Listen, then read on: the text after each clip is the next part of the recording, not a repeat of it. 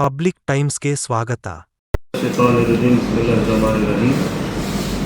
ಎಲ್ಲರಿಗೂ ನಮಸ್ಕಾರ. ಇವತ್ತಿನ ಈ ಪತ್ರಿಕಾಗೋಷ್ಠಿ ಕರೆಯುವ ಉದ್ದೇಶ ತಮ್ಮೆಲ್ಲರಿಗೆ ಗೊತ್ತಿದ್ದಂಗೆ ಈ ತಿಂಗಳು ಪ್ರವಾದಿ ಹಜರತ್ ಮೊಹಮ್ಮದ್ ಮುಸ್ತಫಾ ಸಲ್ಲಲ್ಲಾಹು ಅಲೈಹಿ ವಸಲ್ಲಮರ ಜನಿಸಿದ ತಿಂಗಳು ಆಗಿರುತ್ತದೆ. ಈಗಾಗಲೇ ಹಲವಾರು ಕಾರ್ಯಕ್ರಮಗಳು ನಗರದಲ್ಲಿ ನಡೆಯುತ್ತಿದ್ದು, ರಾಜ್ಯಾದ್ಯಂತ, ರಾಷ್ಟ್ರಾದ್ಯಂತ, ಜಗತ್ತಿನಾದ್ಯಂತ ವಿವಿಧ ರೀತಿಯ ಕಾರ್ಯಕ್ರಮಗಳು ಈ ಒಂದು ದಿನವನ್ನು ಆಚರಿಸಲಿಕ್ಕೆ ನಡೀತಾ ಇದ್ದಾವೆ. ಇದರಲ್ಲಿ ವಿಶೇಷತೆ ಏನಂತಂದರೆ, ಈಗಿನ ಜನ್ಮದಿನವು 1500ನೇ ಜನ್ಮದಿನದ ವಿಶೇಷತೆಯಾಗಿದ್ದು, ಆ ವಿಶೇಷತೆಯ ಅಂಗವಾಗಿ ಜಮಾತ್ ಅಹ್ಲೆ ಸುನ್ನತ್ ಮತ್ತು ಕಾದರಿ ಸಿದ್ರಾ ಅಕಾಡೆಮಿಯ ಅಡಿಯಲ್ಲಿ ಒಂದು ಕಾರ್ಯಕ್ರಮವನ್ನು ಏರ್ಪಡಿಸಲಾಗಿದೆ. ಈ ಕಾರ್ಯಕ್ರಮದ ಮಾಹಿತಿ ನೀಡಲು ನನ್ನ ಜೊತೆಗೆ ಈ ಒಂದು ಜಮಾತ್ ಅಹ್ಲೆ ಸುನ್ನತಿನ ಕಾರ್ಯದರ್ಶಿಗಳಾದ ಜನಾಬ್ ಅಲ್ಹಾಜ್ ಮೊಹಮ್ಮದ್ ಯೂಸುಫ್ ಬಾಗ್ವಾನ್, ಜಮಾತ್ ಅಹ್ಲೆ ಸುನ್ನತಿನ ಇನ್ನೋರ್ವ ಮೌಲಾನಗಳಾದ ಮೌಲಾನ ಮೆಹಬೂಬ್ ಕದಗಲ್, ನನ್ನ ಜೊತೆಗೆ ಅಂಜುಮನ್ ಇಸ್ಲಾಂನ ಸದಸ್ಯರಾದಂಥ ಅಲ್ಹಾಜ್ ಮೊಹಮ್ಮದ್ ನಾಸಿರ್ ಕರ್ನೂಲ್, ಸಿದ್ರಾ ಕಾದರಿ ಅಕಾಡೆಮಿಯ ಸಂಚಾಲಕರಾದಂಥ ಮೊಹಮ್ಮದ್ ಯೂನುಸ್ ಮುದ್ಗಲ್, ಜಿಲಾನಿ ಚೌಬ್ದಾರ್ ಅವರು ಕೂಡ ಇದ್ದಾರೆ. ಇದೇ ದಿನಾಂಕ 19ರಂದು, ಅಂದರೆ ಸೆಪ್ಟೆಂಬರ್ 19ರಂದು ಕಂಠಿ ಸರ್ಕಲ್ನ ಅನುಭವ ಮಂಟಪದ ಹೊರಾಂಗಣದಲ್ಲಿ ಒಂದು ಭವ್ಯ ಕಾರ್ಯಕ್ರಮವನ್ನು ಹಮ್ಮಿಕೊಳ್ಳಲಾಗಿದೆ. ಮುಹಬ್ಬಾ ಎಂಬ ಶೀರ್ಷಿಕೆ ಅಡಿಯಲ್ಲಿ ಈ ಒಂದು ಕಾರ್ಯಕ್ರಮ ಹಮ್ಮಿಕೊಳ್ಳಲಾಗಿದೆ.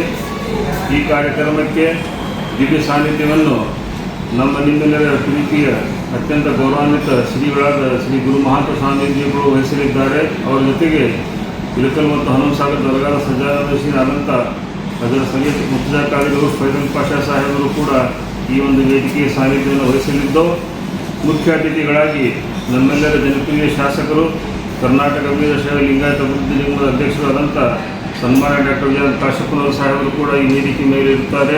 ಅವರ ಜೊತೆಗೆ ಇಳಕಲ್ ಅಂಜುಮನ್ ಸಂಸ್ಥೆಯ ಅಧ್ಯಕ್ಷರಾದಂಥ ಅಲ್ಹಾಜ್ ಉಸ್ಮಾನ್ ಅನ್ವಿ ಸಾಹೇಬರು ಕೂಡ ಈ ಒಂದು ವೇದಿಕೆಯ ಮೇಲೆ ಇರುತ್ತಾರೆ. ಈ ವೇದಿಕೆಯ ಮುಖ್ಯ ಭಾಷಣಕಾರರಾಗಿ ಸಿದ್ರಾ ಕಾದರಿ ಅಕಾಡೆಮಿಯ ನಿರ್ದೇಶಕರಾದಂಥ ಮೌಲಾನಾ ಫಾರೂಕ್ ಅಹಮದ್ ನೂರಾನಿಯವರು ಕನ್ನಡದಲ್ಲಿ ತಮ್ಮದೇ ಆದ ಒಂದು ವಿಶಿಷ್ಟ ಶೈಲಿಯಲ್ಲಿ ಮುಖ್ಯ ಭಾಷಣಕಾರರಾಗಿ ಈ ಒಂದು ಕಾರ್ಯಕ್ರಮಕ್ಕೆ ಬರಲಿದ್ದಾರೆ. ಆದ ಕಾರಣ ನಾವು ಈ ಮೂಲಕ ತಮ್ಮೆಲ್ಲರಲ್ಲಿ ವಿನಂತಿ ಮಾಡಿಕೊಳ್ತಾ ಇದ್ದೀವಿ. ಇದೊಂದು ವಿಶೇಷ ಕಾರ್ಯಕ್ರಮವಾಗಿದ್ದು, ಪ್ರವಾದಿ ಮೊಹಮ್ಮದ್ ಸಲ್ಲಲ್ಲಾಹು ಅಲೈಹಿ ವಸಲ್ಲಮರ ಜೀವನ ಮತ್ತು ಅವರ ಸಂದೇಶ ಅಥವಾ ಮಾದರಿ ಜೀವನ ಹೇಗಿದ್ದೆ ಎಂಬುದು ತಾವು ಸವಿಸ್ತಾರವಾಗಿ ಇದರಲ್ಲಿ ಕೇಳಬಹುದು. ಆದ ಕಾರಣ ತಮ್ಮೆಲ್ಲ ನಾವು ವಿನಂತಿ ಮಾಡಿಕೊಳ್ತಾ ಇದ್ದೇವೆ. ಇಳಕಲ್ ಮಹಾಜನತೆಯಲ್ಲಿ ತಾವು ಜಾತಿ, ಮತ, ಭೇದ ಎಲ್ಲವನ್ನು ಮರೆತು ಪ್ರವಾದಿಯವರ ಜೀವನ ಮಾನವ ಕುಲಕ್ಕೆ ಹೇಗಿತ್ತು ಎಂಬುದನ್ನು ತಾವು ಅರಿಯಲು, ಸತ್ಯಾಂಶವನ್ನು ಅರಿಯಲು ತಾವೆಲ್ಲರೂ ಜಾತಿ, ಮತ, ಭೇದ ಮರೆತು ಈ ಒಂದು ಕಾರ್ಯಕ್ರಮಕ್ಕೆ ಆಗಮಿಸಿ ಕಾರ್ಯಕ್ರಮವನ್ನು ಯಶಸ್ವಿಗೊಳಿಸಿ ಕಾರ್ಯಕ್ರಮಕ್ಕೆ ಶೋಭೆ ತರಬೇಕೆಂದು ತಮ್ಮಲ್ಲಿ ಕೇಳಿಕೊಳ್ಳುತ್ತಾ, ಇದರಲ್ಲಿ ಮಹಿಳೆಯರಿಗೂ ಕೂಡ ಪ್ರತ್ಯೇಕ ಆಸನಗಳ ವ್ಯವಸ್ಥೆ ಮಾಡಲಾಗಿದ್ದು, ಎಲ್ಲರೂ ಕೂಡ ಬಂದು ಈ ಒಂದು ಕಾರ್ಯಕ್ರಮವನ್ನು ವೀಕ್ಷಿಸಿ ಕೇಳಿ ಪ್ರವಾದಿಯವರ ಒಂದು ಆದರ್ಶ ಜೀವನದ ಒಂದು ಮಾದರಿಯನ್ನು ತಾವು ಕೇಳಿ ತಾವು ಪುನೀತರಾಗ್ತೀರಿ ಎಂದು ತಮ್ಮಲ್ಲಿ ಕಳಕಳಿಯನ್ನು ವಿನಂತಿಸಿ ನನ್ನ ಮುಗಿಸ್ತಾ ಈ ಪತ್ರಿಕಾಗೋಷ್ಠಿಯನ್ನು ಮುಗಿಸ್ತಾ ಇದ್ದೇನೆ. ಜೈ ಹಿಂದ್, ಜೈ ಕರ್ನಾಟಕ.